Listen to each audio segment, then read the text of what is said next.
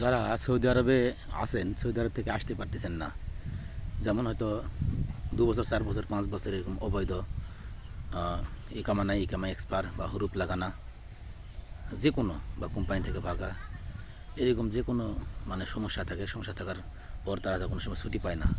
হ্যাঁ, আসার সময়, দেশে আসার যখন সময় হয় তখন বিভিন্ন লোকজনকে টাকা দেয়, 2,000 3,000 4,000 5,000 বিভিন্ন টাকা পয়সা দিয়ে ঘুরে। আবার অনেক সময় কাজ হয় না, টাকা মার যায়, এরকম বিভিন্ন সমস্যায় থাকে। আজকে আপনাদের বলবো এই সমস্যার সমাধান কিভাবে। সৌদি আরব থেকে অবৈধ প্রবাসীরা সৌদি আরব থেকে আসবেন, একটা পয়সা লাগবে না, বিনা পয়সায় কীভাবে সৌদি আরব থেকে আসবেন, সেই বিষয়ে আজকে আপনাদের সম্পূর্ণ খুলে বলবো। আপনারা অবশ্যই ভিডিওটি না টেনে পুরোপুরি দেখবেন।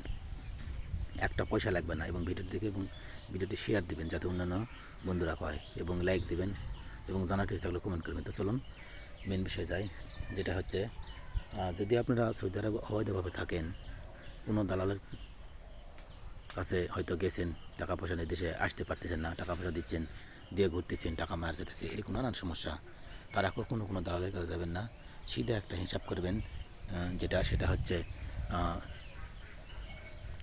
সৌদি আরবের রিয়াদে হচ্ছে আপনার, যারা রিয়াদে থাকেন তাদের জন্য তো সুবিধাই, আর যারা রিয়াদের বাইরে থাকেন, দাম্মাম আছে, জেদ্দা আছে, এবং রিয়াদে হচ্ছে আছে সেটা হলো অ্যাম্বাসি, এবং অ্যাম্বাসির মেন অফিস হচ্ছে যে রিয়াদে, এবং এরপরে দুইটা আছে দাম্মাম এবং জেদ্দায়। ঠিক আছে। তো যদি আপনারা অবৈধ থাকার যত বছর, আপনার 10 বছর হোক বা 5 বছর হোক, যত দিন হোক না কেন, হয়তো কামাই এক্সপায়ার বা হুরুপ যে কোনো সমস্যা যদি থাকে, তাহলে আপনারা কী করবেন, সোজা আপনারা যাবেন হচ্ছে অ্যাম্বাসিতে, বাংলাদেশ দূতাবাসে গিয়ে ওখানে আপনি পাসপোর্ট শুধু নিয়ে যাবেন। নিয়ে যাওয়ার পরে আপনার কী করবে, কী কী লাগবে, ওটা আপনাদের বলে দিবে। ঠিক আছে। তো তারপরে আমি আপনাদের খোলাসাভাবে বলি।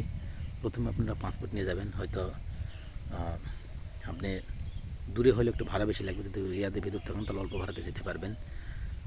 2-3 বার যাওয়া লাগতে পারে, 2-3 বার আপনার 200-300 রিয়াল হয়তো খরচ হবে।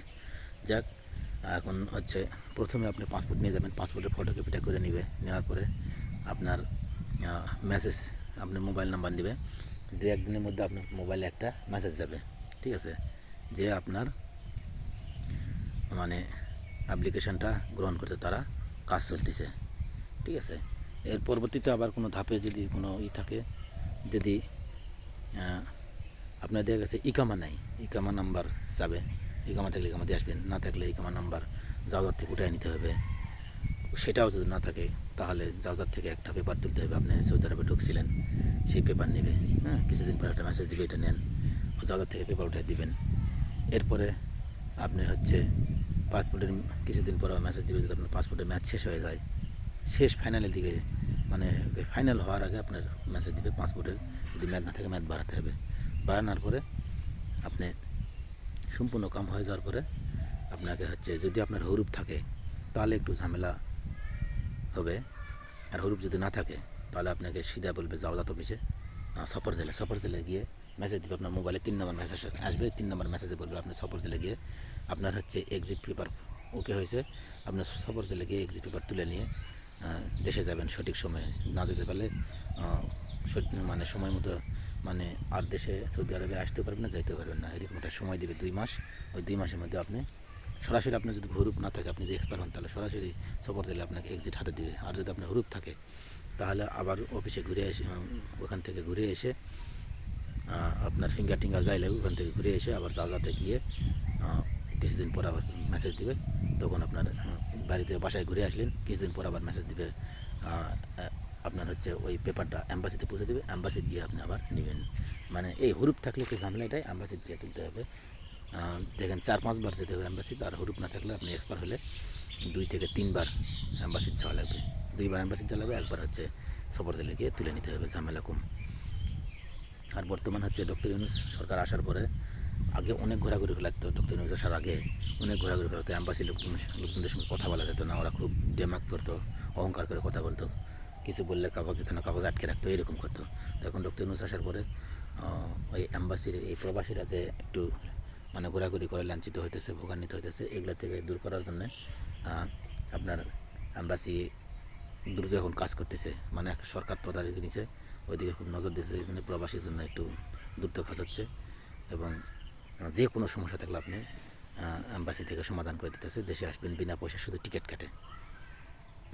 তো যারা অবৈধ আছেন তারা ভুল করেও কখনো কোনো দালাল ধরতে যাবেন না। যে কোনো সমস্যা থাকুক না কেন, আপনি যদি সৌদি আরব থেকে দেশে আসতে পারেন সেটা এম্বাসি বলবো, না আসতে পারলে সেটা বলবো। আর একটা জিনিস হচ্ছে, আপনার যতই জটিলতা থাকে না কেন, আপনি অন্য দেশের লোক, অন্য দেশ কখনো আপনাকে আটকে রাখবে না। এক দেশের লোক আর এক দেশের লোক মানে এক দেশের লোককে আরেক দেশ সরকার কখনো আটকে রাখে না। আপনি যে কোনো কাজে যাওয়া হবেই। যখন আমরা 19 সালে গেলাম, 19 সালে যাওয়ার পরে করোনা আসলো, 20 সালে করোনার সময় ভ্যাকসিন দাও, এই করো ও করো, মেলা নায়ক কাহিনী হলো। আমার তো ইকামা ছিল না, ইকামা নাম্বারও ছিল না, আমি করোনা ভাইরাসিতে মানে আপনার ভ্যাকসিন দিতে পারি নাই। অনেকে বলে ভ্যাকসিন ফর্ম, আগে তো তখন তো করোনার সময় ভ্যাকসিনের টিকার হচ্ছে কাগজ লাগতো, যাওয়ার জন্য আসার জন্য এগুলো সব কিছুই লাগতো। এখন কিন্তু সম্পূর্ণ উঠে গেছে। আগে মানুষ বলতো যে এটা না করলে এটা হবে, টিকা না দিলে দেশে যেতে পারবেন না, ভ্যাকসিন না দিলে দেশে যাওয়া যাবে না। এখন সব কেটে গেছে, এখন ভ্যাকসিন কিছু লাগতেছে না, ভ্যাকসিন দেয় নাই। যারা ভ্যাকসিন দিচ্ছে তারা কি অসুস্থ হচ্ছে না? আল্লাহ হেফাজতকারী মালিক আল্লাহ, ঠিক আছে, ভালোই আছি, একটা ভ্যাকসিনও দেয় নেই। তো যাই হোক, যারা এরকম অবৈধভাবে আছেন তারা টেনশন কিছু করবেন না, কোনো দালালকে ধরবেন না। অনেকেই বলবে যে আমাকে এত টাকা দাও, আমি এত দিনের মধ্যে, 15 দিনের মধ্যে, 8 দিনের মধ্যে দেশে পাঠিয়ে দেবো। কিচ্ছু করবে না। আপনার কী ক্ষতি করবে আমি আপনাকে বলি। আপনি টাকা দিবেন না, দেখা গেছে আপনি অ্যাম্বাসির মাধ্যমে গেলে আবার সৌদি আরবে যেতে পারবেন। হুরুপ থাকলে হুরুপ কাটে সিস্টেম করে আপনাকে অ্যাম্বাসি দেশে পাঠাবে, আপনি দেশে সৌদি আরবে ফিরে যেতে পারবেন। আর যদি আপনার হুরুপ থাকে, দালাল ধরছেন, তাহলে পুলিশের মাধ্যমে দেবে, মানে আপনাকে 2000 টাকা নিয়ে পুলিশকে 500 বা 1000 টাকা দিবে। দেওয়ার পরে পুলিশ কী করবে, আপনার নামে একটা কেস লিখবে।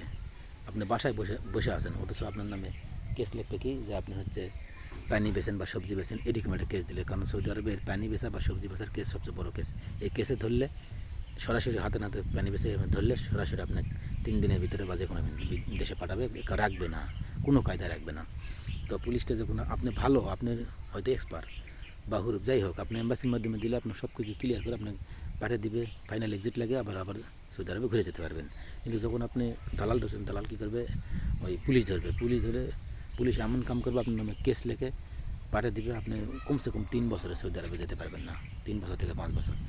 তো এইভাবে নিজের ভবিষ্যৎ নষ্ট না করে অবশ্যই আপনারা যে কোনো সমস্যায় থাকেন না এখন, আপনারা বাংলাদেশ দূতাবাসে গিয়ে সমাধান করার চেষ্টা করবেন এবং ভালোভাবে মান সম্মান নিয়ে টিকিট কাটে জিনিসপাতি নিয়ে আপনি বিদেশ থেকে আসতেছেন সম্মানের সহিত, হ্যাঁ, বিদেশ থেকে বিভিন্ন সামানপাতি নিয়ে আসতে পারবেন। আর আপনি পুলিশের মাধ্যমে গেলে বা সফর জেল দিয়ে গেলে, পুলিশের হাতে ধরা দিয়ে গেলে, আপনার হচ্ছে কী হবে, আপনি হ্যান্ডকাপ পরে আপনাকে এয়ারপোর্টে নামে দিবে। বিমান ছাড়ার আগে বিমান ঢুকাতে আপনার হ্যান্ডকাপ খুলে দিবে, একটা মান সম্মানের বিষয় আছে।